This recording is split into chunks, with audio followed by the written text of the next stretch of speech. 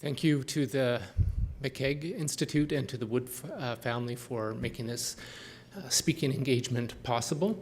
And hadn't anticipated thanking Dr. Kachuk, but I feel I need to for not actually demonstrating the penguin regurgitation scene. So, as I was being introduced, I'm not sure how much you caught about that, but most of my background is actually in addiction and mental health. So I very much felt like a fish out of water when I joined the Bone and Joint Health Strategic Clinical Network. Over time, I ended up seeing that as a bit of a gift because I can sort of play Switzerland, at least as much as my Dutch roots will let me play Switzerland, and then I can be neutral. I don't come across as representing a particular bone and joint health discipline or angle. So it's actually helped me out a little bit.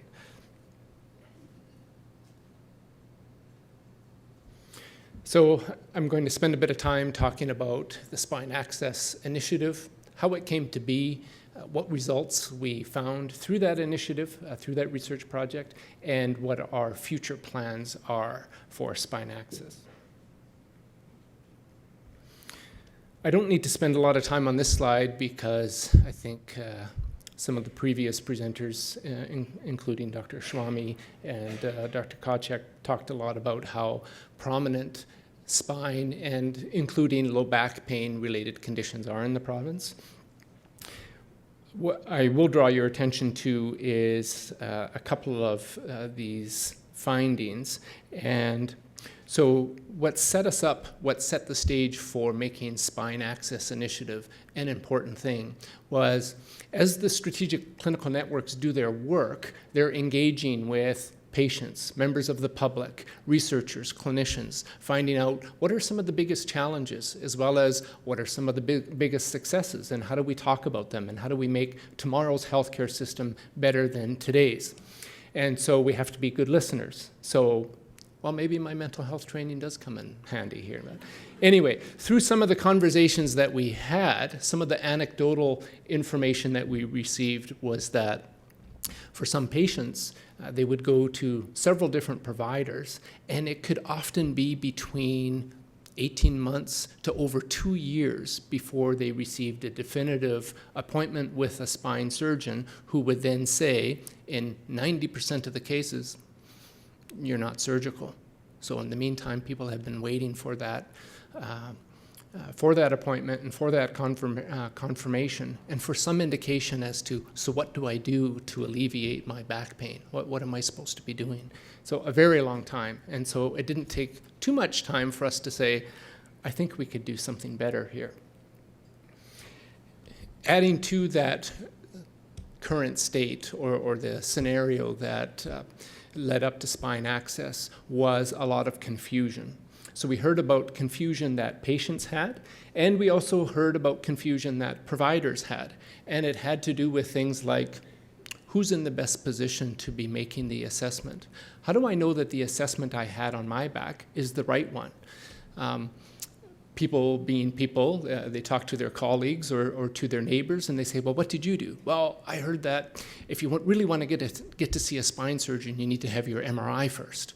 Oh, okay, so should I get in the queue for an MRI? Yeah, you should probably do that. Oh, that's a long wait. Oh, maybe you should just pay for it out of pocket. Okay, great, now I've got that. So some people, that was their story. Other people, in terms of their long wait, they turned to a different doctor, and that was Dr. Google. And they said, oh, what does the internet say I should be doing? And how does that inform where I should be going?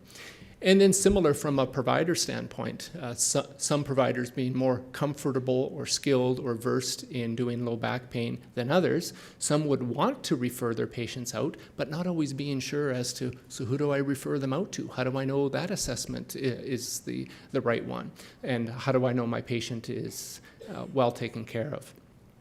So that's a bit of an indication of the landscape, so to speak, that led a group of us through the Strategic Clinical Network to say, we've got a project here, we can do something better. So our vision or our end goal for putting in place Spine Access Alberta, which was the title of our project, was to say, let's provide for Albertans ready access to a competent, comprehensive, team-based assessment of their low back pain, and let's determine as part of that assessment whether or not any imaging is needed. If so, let's arrange it for them. Let's find out if they need to see a specialist, a surgeon or a rheumatologist. If so, let's get that in the queue.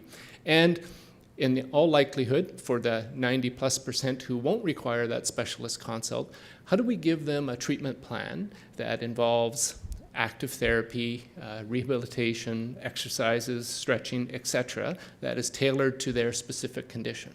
And so that was the end goal that we set out to do through this initiative.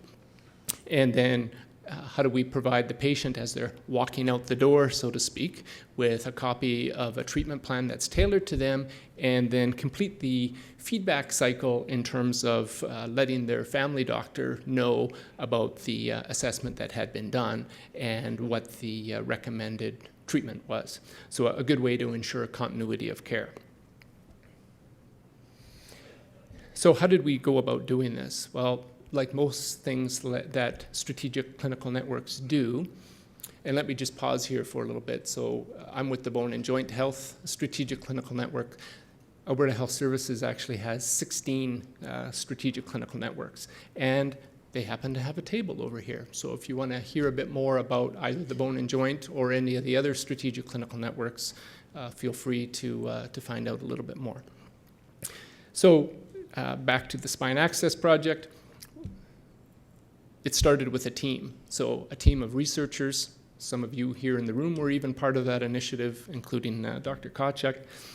So we got together with a room full of researchers as well as clinicians, patients, because we believe that designing a better system for Albertans necessitates having patients at the table, and then some administrators and policymakers as well. So a real diverse set of stakeholders. And then we started with a literature review. Okay, so what's the best evidence out there? So like Dr. Kocek had mentioned earlier, not everyone is spending all their free time in the library synthesizing all the literature that relates to low back pain. Okay, so let's do that once. Let's inform ourselves as to what constitutes a really good assessment, and then fill in the gaps for where there's not adequate evidence. So we combined a review of the literature as well as receiving input from a clinician clinical perspective, and then agreed on, okay, for the purpose of spine assessment or for spine access, here's how we're going to assess patients that are coming in for this project. And then we made sure that any of the assessors, and the assessors could have been a surgeon or a chiropractor or a physiotherapist or a family doctor.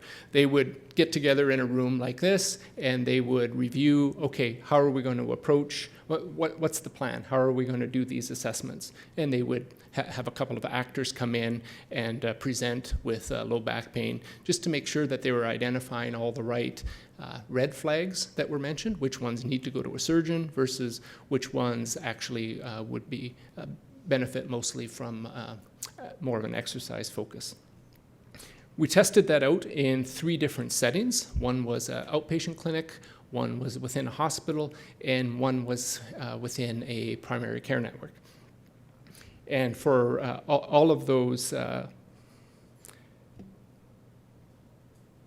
pilot projects had assessors that were trained consistently in terms of how they would do it. So where you had your assessment, whether it was outpatient clinic, whether it was a hospital, or if it was in the primary care network or community, everyone was assessed in the same manner.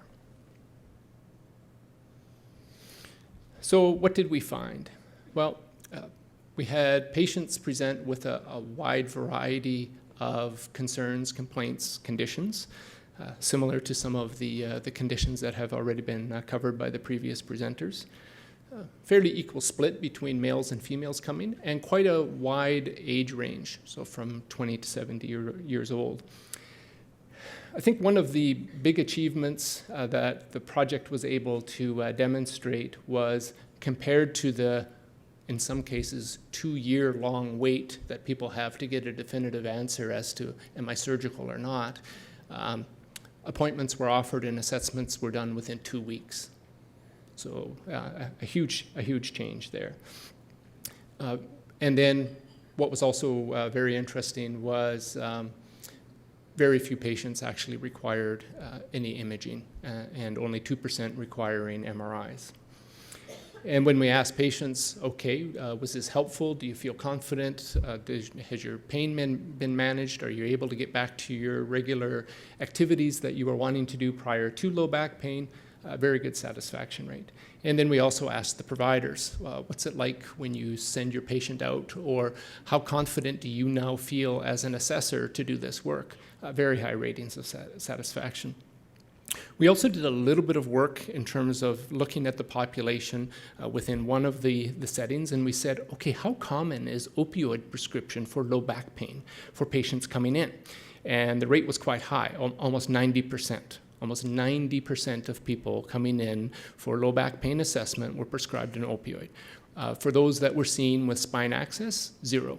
No one was prescribed opioids. So I don't think that SpineAccess has solved the opioid crisis. At the same time, this model is one of several that I think demonstrates that there are different ways to managing pain outside of opioids, and so it's a very, what we would call a promising practice, one that would benefit from additional research and connections to things like the Alberta Pain Strategy, etc.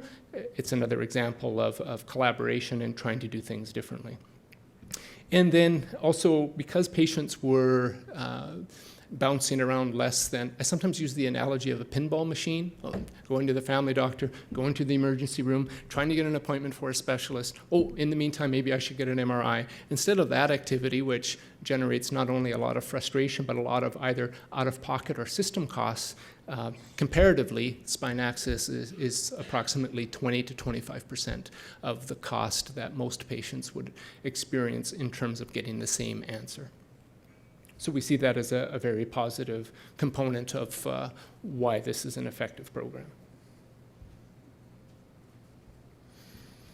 So another way to summarize or to talk about what does success look like? We often chunk it out into thirds. So first of all, what matters to the patient? How do we know this program was good for the patient? Well, patients tell us, and this is a picture of Bill, who was one of the patients who was an advocate and a participant in SpineAccess, and just talked about the benefit of having that coordinated standard approach and wishing that for his colleague or for his peers.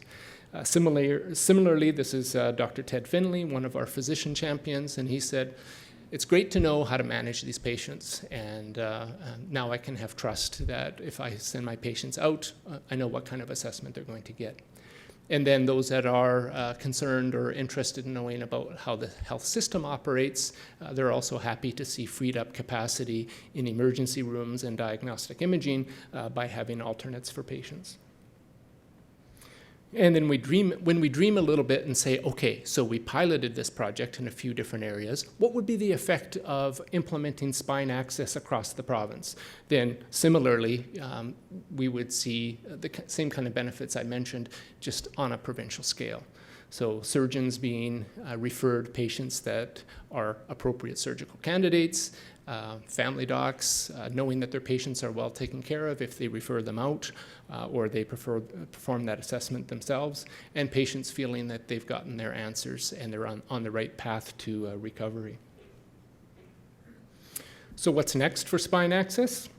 What's next is we're just starting the spread strategy. In fact, just this week, one of our partners, the Calgary Foothills Primary Care Network, had a training session using the same trainers that were part of SpineAccess to run a session for 12 family docs and 6 community-based physiotherapists. Very good feedback, and so that's our first attempt at going from a research project into spreading. And so we'll continue to try to communicate the good news about why we think projects like this, programs and approaches for low back pain like this are effective, and we'll start spreading it out across the province. And we also are very dependent on data and evaluation, and so we have a very strong partnership. You see one of the logos in the bottom center is the Alberta Bone and Joint Health Institute. So they're sort of the envy of the rest of the country in terms of what they're able to do with data capture and analytics. And so we'll work with them to say, how do we make sure that as we go forward, that the right things are happening, we're achieving the desired outcomes for our patients, and then how can that data collection inform things like research projects or quality improvement cycles? And so we've got a great partnership there. The Institute also has a booth, so I encourage you to check them out. And then lastly, what we're planning to do is, I've talked to you a lot about the Spine Access, which is sort of the gateway in. How do we make that ability for Albertans to get their spine assessed and to be on the right path happen quickly and competently? Great. Now we want to back things up, no pun intended, and so that we have an entire continuum of care.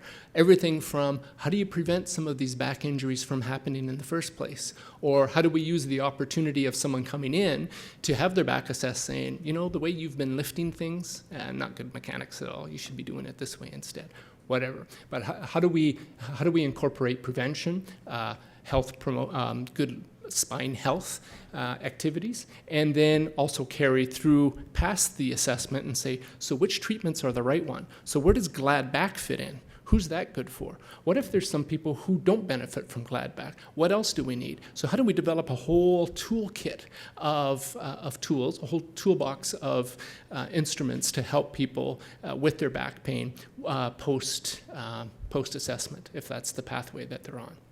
So those are some of the things that we're hoping to do next. Thank you.